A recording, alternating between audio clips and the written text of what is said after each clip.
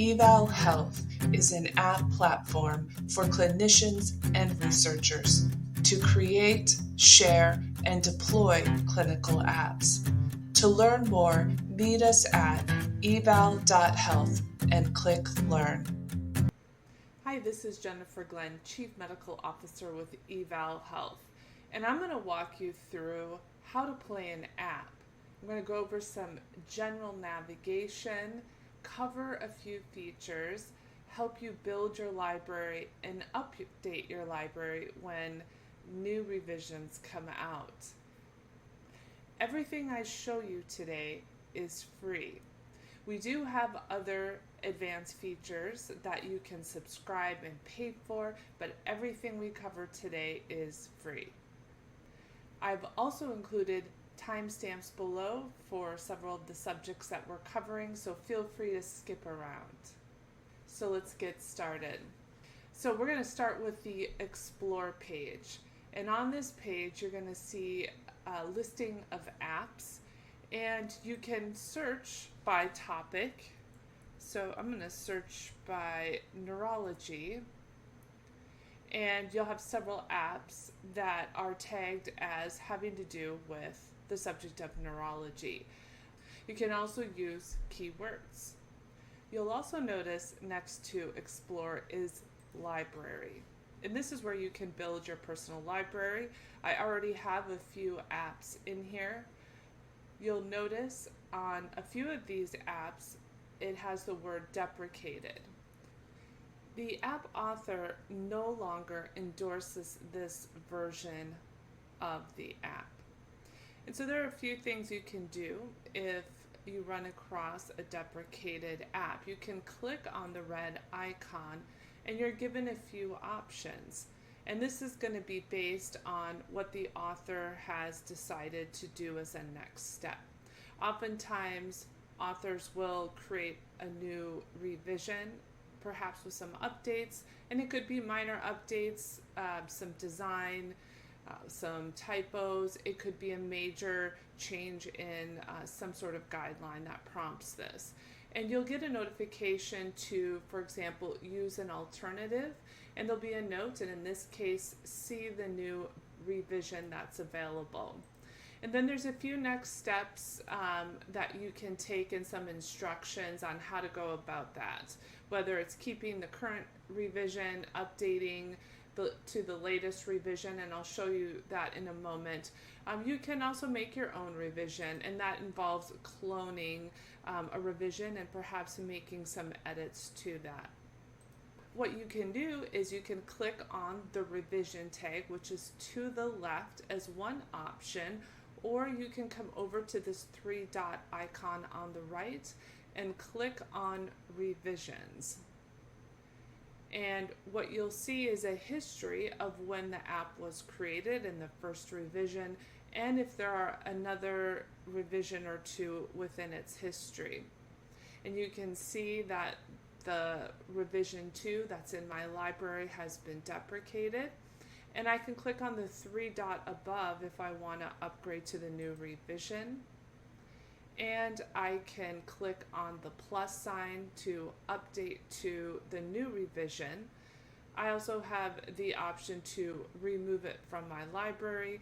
And as I mentioned before, you could clone this, rename it, and edit it and make it yours. We're going to update to the new revision. Yes, I want to update.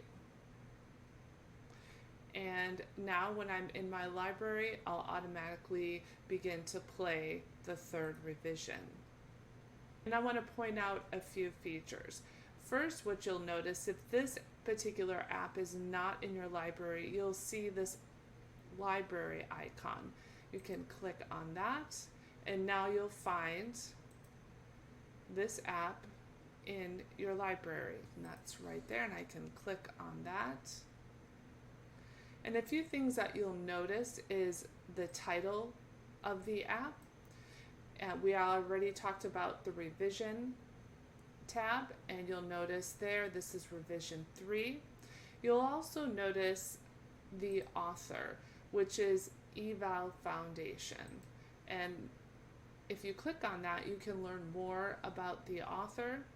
In this case, there are several apps associated to eval, and they're listed here under the Evaluations tab. You can click on About, and this discusses more about the organization that created it. If there's a website, you can click on this link and it'll take you to their website as well. You'll also notice a description about the purpose of the app. You'll also see a Learn More tab. If you click on Learn More, it opens to a new page and you'll get to see the authors or contributors of this particular app. You'll also notice that there's a summary, and authors will typically put in a rather detailed explanation of how the app works, whether it's a calculation, the latest research, and there's also a literature citation section that is also encouraged. Additionally, there are tags that are created by the authors, also helps to find these apps. We'll go back to playing. You'll often notice an instruction section that if you expand will have more information about how to use the app, and this instruction box does follow through the entire app. You'll also notice to the right a progress bar. Every choice or entry that I make will be logged onto the right. And one of the things I wanted to mention is you'll also notice these units. If you see a double arrow, that indicates that there are multiple unit entries available. So I can pick one, and the software will automatically convert to the other label.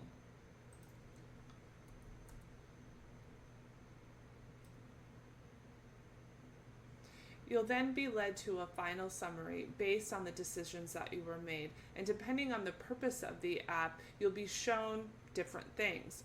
For example, in this particular app, I'm given a score, and this is a calculation that's been provided based on how I answered the questions. Additionally, I get another card that gives me specific recommendations based on the score that's been displayed. Another great feature that we have is you are able to download the summary along with the decisions that you made. If you're in a HIPAA compliant browser, this feature is HIPAA as well as GDPR compliant, which is for our European friends. There's a section when you download where you can enter the patient's identity.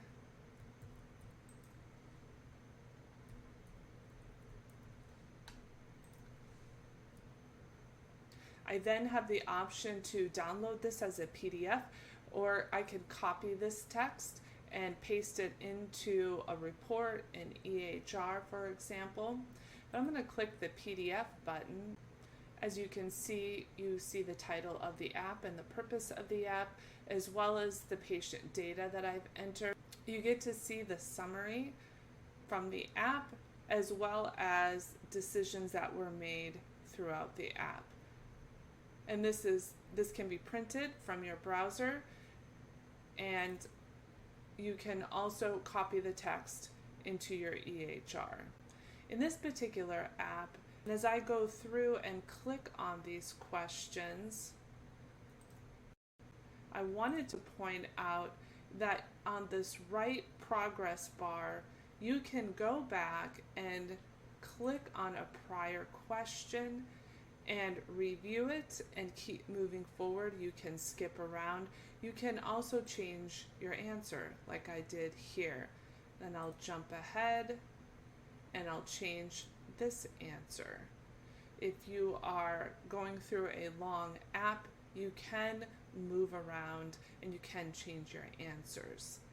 Another feature I wanted to point out, and this is very important to the community, is in the 3-dot icon is a report content. And in this situation, if you see behavior, whether it's offensive language, perhaps the content is inaccurate, you have some patient safety concerns, or anything that looks like a red flag, feel free to report that to our staff, add a few comments, and submit it, and we'll look into it. We want to ensure that the apps put on the platform are accurate, they're safe, and it meets the standards of our community. Finally, I wanted to cover the builder. So you have access to the app builder for any app that you're running. Click on the builder button, and it's your opportunity to look under the hood to see how the app was built, to validate that it is indeed safe. You won't see the edit button unless you're the author and you have editing privileges, but you will have the opportunity to inspect all the details. And you can see the first section here and all of the different questions. You can open each question. You can look at all the instructions. You can even see that this is a points-based calculator and the points that are attributed to each choice. Additionally, you can scroll down and there's one result that's been set up, and you can look at how that is done, and you can see a formula at the bottom. And off to the right, you can see the details. And if you click on formula, you can see how that formula was set up. You can go into the keywords, and what this is just the data that they're identifying that is being used to sum up and create the points and the score that you see. If you want to learn more, on our Explore page, click Learn, and we have a guide to walk you through more details and discussion around advanced features. Thank you.